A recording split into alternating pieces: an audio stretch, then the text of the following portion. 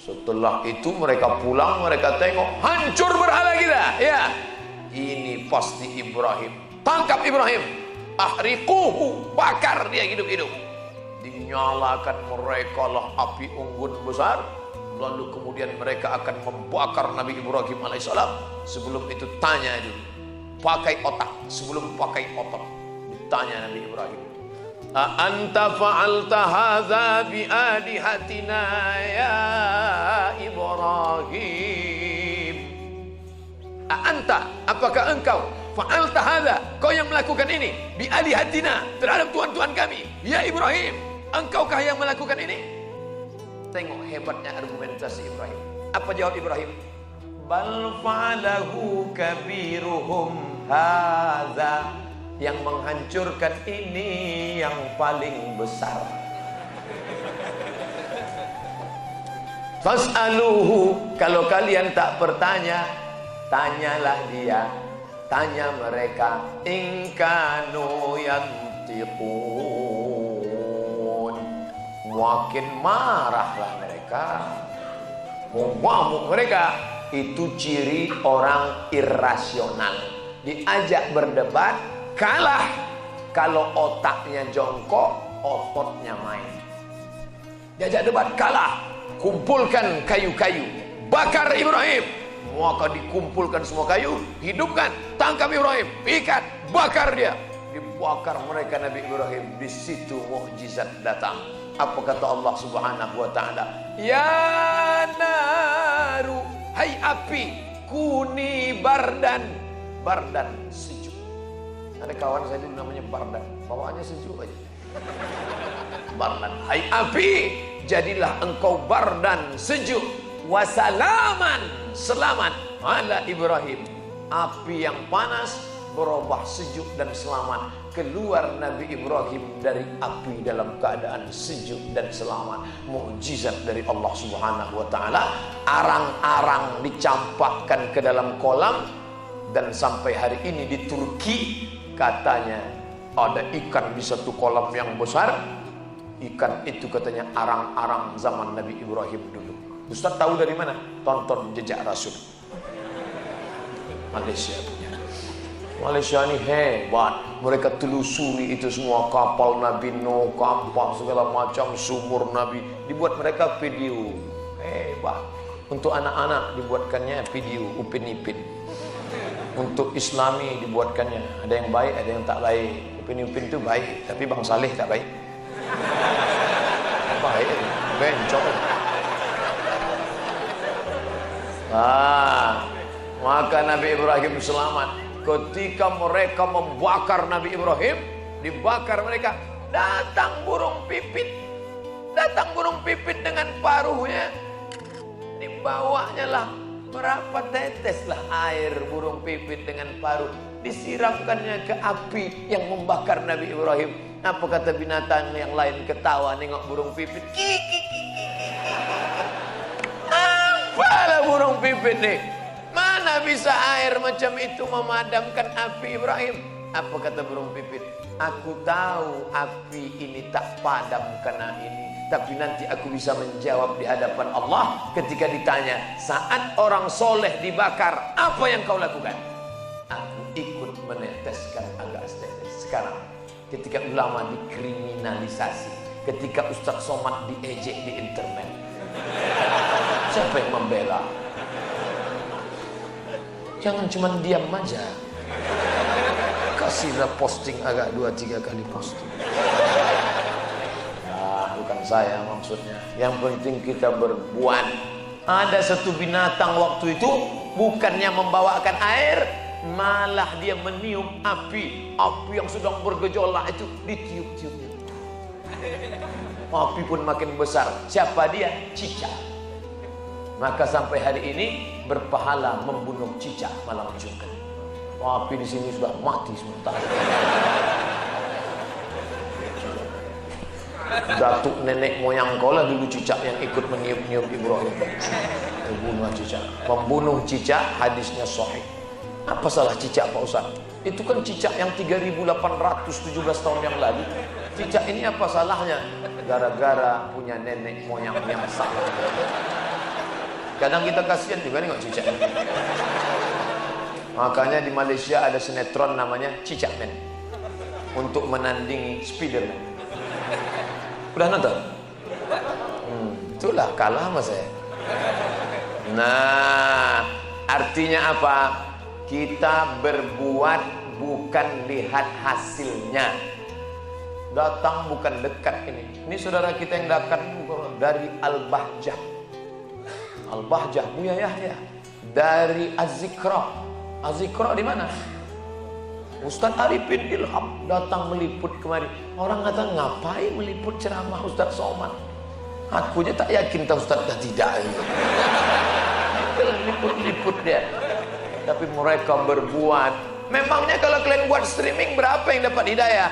Memangnya kalau kalian letakkan di YouTube apa? Yang penting aku berbuat seperti filosofi burung pipit. Tapi nasib burung pipit sekarang apa yang terjadi? Banyak orang mengurung burung pipit.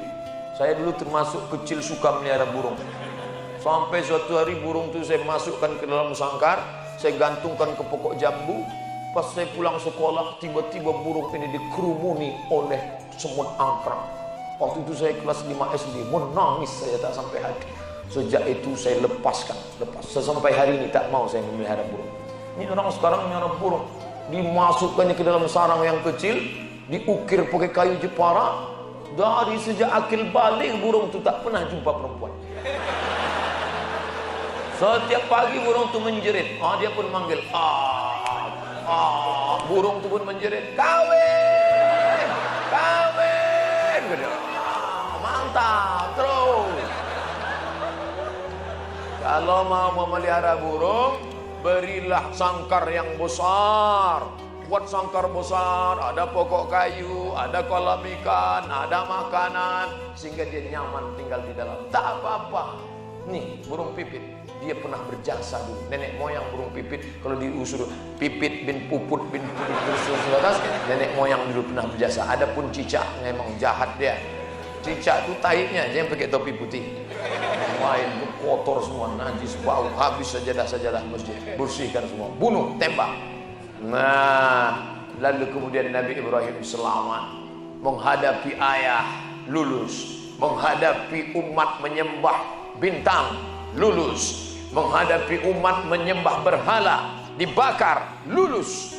Nabi Ibrahim melanjutkan perjalanan. Istri bernama Sarah. Sampai di perbatasan, waktu mau berjalan dari Babilonia, Irak menuju Palestina, di perbatasan ada pemeriksaan paspor. Macam mau masuk Singapura juga pakai visa. Rajanya zalim. Kalau ada bini orang cantik, diambilnya. Ini raja ini lain pula seleranya. Bini orang aja diincar. Tapi kalau adik tidak. Dibawa Nabi Ibrahim lah istrinya sampai di perbatasan, diperiksa. Siapa ini? Your wife or your daughter? Bini ang atau adik ang? Siapa nih? Istri atau adik? Kata Nabi Ibrahim, hazihi ukhti, ini saudari saya. Hajar, Sarah, diam, ini saudari saya. Akhirnya lewat. Setelah lanjut perjalanan, Sarah pun bertanya, kenapa kau bilang aku saudarimu? Aku kan binimu. Kalau ku bilang engkau biniku, kau diambil raja. Ku bilang engkau adikku, maka kita lewat. Tapi kau sudah bohong. Aku tak bohong. Engkau saudariku seiman. Saudari seiman. Nah, ini jawaban bagi bapak-bapak yang selama ini di WA.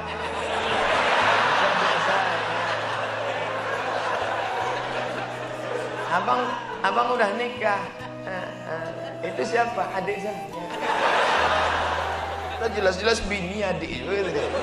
Oh, ngamuk lah bini. Abang, kita sudah punya anak. Abang bilang juga aku sebagai adikmu. Adik apa? Engkau adalah saudariku seiman. Tak boleh bohong. Nabi Ibrahim alaihissalam terdesak menyelamatkan diri, tapi dia tetap tidak bohong. Dia katakan, ukhti fil iman. Kita saudari seiman. Saya, bapak, ibu, Sunda, Jawa, Batak, Minangkabau, kita semuanya saudara. Innamal mu'minuna ikhwah. Orang beriman itu bersaudara. Maka saya panggil yang bapak-bapak ya akhi, yang perempuan ya ukhti, dinyanyikan oleh Opik. Ya akhi, ya ukhti. Opik sedang kena serangan sekarang. Kasihan. Oke, kita lanjut ya. Jangan sampai singgah di situ, lanjut. Nah, lalu kemudian Nabi Ibrahim melanjutkan perjalanan. Sampailah ke bumi Palestina, bumi tempat hijrahnya para nabi. Kalau masuk waktu Isya, tolong saya dikasih tahu. Cara ngasih taunya bisa pakai kertas, Ustaz udah masuk, atau dari jauh gini kan. Gitu, jangan pandang-pandang. Ini kadang jamaah nih pandang. Nah, gitu. Kita jujur-jujur aja. Ustaz. Lalu kemudian Nabi Ibrahim pun hijrah di Palestina. Semua nabi-nabi sebagian besar hijrah ke Palestina. Nabi Musa alaihissalam hijrah ke Palestina dari Mesir, melewati Laut Merah, hijrah ke Palestina. Nabi Isa alaihissalam, Nabi Isa tak hijrah di Palestina, lahirnya di Palestina, Bethlehem. Nabi Musa alaihissalam hijrah. Nabi Ibrahim alaihissalam hijrah dari Babilonia, Irak ke Palestina. Nabi Muhammad sallallahu alaihi wasallam hijrah ke Palestina, ditulis dalam Al-Qur'an. Subhanalladzi asra bi'abdihi laila minal masjidil haram ilal masjidil aqsa alladzi barakna haulah linuriyahu min ayatina. Bapak Ibu yang dimuliakan Allah, kita mengenang Ibrahim alaihissalam, mengenang Palestina yang sedang dijajah oleh Israel. Ingat, saya setiap khutbah Jumat tak pernah saya lupakan doa. Allahumma ansuril Islam wal muslimina fi Palestin. Allahumma ansur ikhwanana al mujahidina fi Palestin. Jamaah tak ada mengaminkan. Bawah berapi-api mengingat Palestina, dia berair-air di bawah. Mana mau juangkan Palestina? Ibu yang dimuliakan Allah, maka apa yang sanggup saya sampai hari ini, laptop itu gambar screen Masjidil Aqsa. Supaya apa? Setiap dibuka ingat Aqsa. Banyak kawan-kawan dibuatnya Masjidil Haram. Bukan tak hormat Masjidil Haram. Masjidil Haram megah, mewah, kurang mewah, hebat. Masjid Nabawi, semua orang datang berkunjung. Masjidil Aqsa ditinggalkan. Maka kita kenang itu. Adik-adik, pulang dari sini, kalian cari Masjidil Aqsa, enter, print, cetak, buat di kamar. Masjidil Aqsa, I'm coming. Aku akan datang membebaskanmu Masjidil Aqsa. Kata Masjidil Aqsa, entah iya entah tidak. Pak Ustaz, apa pendapat Ustaz kalau kami pergi ke Masjidil Aqsa untuk membebaskan? Jangan. Apakah kedatanganmu meringankan beban atau menambah beban mereka di sana? Saya khawatirnya ramai-ramai anak muda dari Batam ke Masjidil Aqsa, tiba-tiba masuk koran. Apa yang tertulis? 3 orang Batam terbengkalai di Masjidil Aqsa karena sudah 3 hari tak dapat lontong sayur. Tak ada gunanya. Man jahaza ghazian faqad ghaza. Siapa yang menyiapkan alat-alat perang, maka dia sudah dapat pahala jihad. Kirimkan ke nomor rekening saudara perjuangan Palestina. Bisa buatkan selimut, bisa belikan baju musim dingin, menolong kawan-kawan saudara di Palestina. Nanti kalau ada solidaritas Palestina datang penggalangan dana, Masya Allah, datanglah. Saya melihat solidaritas Palestina yang mengadakan acara Naqabatul Atibah, Persatuan Dokter-Dokter. Dengan mata kepala saya sendiri menengok, datang dokter membawa karung beras, ibu-ibu melepas gelangnya, cincin, penuh emas mau dibawa ke Palestina. Begitu orang Mesir nyumbang. Tempat kita, coba lah. Begitu dibawa akan ini suatu karung beras, dibukanya. Tak jadilah Pak Ustaz. Cincin di mana? Besar ini aja lah. Masuk. Begitu mau dijual ke toko Cina, hanya imitasi lah. Tak laku. Oleh sebab itu luar biasa sedekah mereka. Ini Masjidil Aqsa Di bawah Masjidil Aqsa ini kata mereka ada Temple of King Solomon.